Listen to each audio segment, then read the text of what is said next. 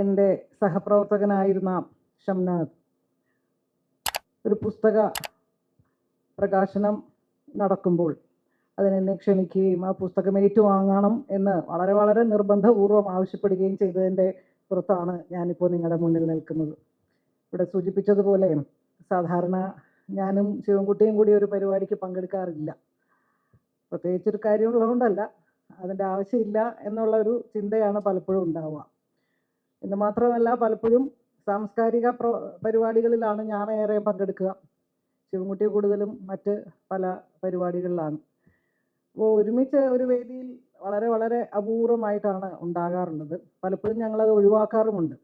ഇവിടെ കേരള വിഷൻ്റെ പ്രധാനപ്പെട്ട ആൾക്കാരൊക്കെ ശിവൻകുട്ടിയെ ക്ഷണിക്കാൻ വന്നതിപ്പോഴും പറഞ്ഞു ഞങ്ങൾ രണ്ടുപേരും കൂടി വേണ്ടാന്ന്. അങ്ങനെ ഒഴിവാകാമെന്ന് വിചാരിച്ചപ്പോൾ ഷംനാദ് പിടിച്ച പിടിയാലെ എന്നെ ഇവിടെ കൊണ്ടുവരികയാണ് ചെയ്തത്. പക്ഷേ തീർച്ചയായും സന്തോഷമുണ്ട്. പ്രിയപ്പെട്ട ഷംനാദിന് നന്ദി പറയുന്നു. വീണ്ടും വീണ്ടും നമുക്ക് കാണാം.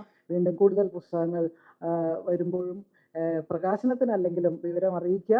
പുസ്തകം വാങ്ങുന്നതായിരിക്കും. തീർച്ചയായും പുസ്തകത്തെ സംബന്ധിച്ചിടത്തോളം പറയുമ്പോൾ നമ്മൾ അവരോടുള്ള സ്നേഹം കാണിക്കേണ്ടത് പുസ്തകം പണം കൊടുത്ത് വാങ്ങി തന്നെയാണ്.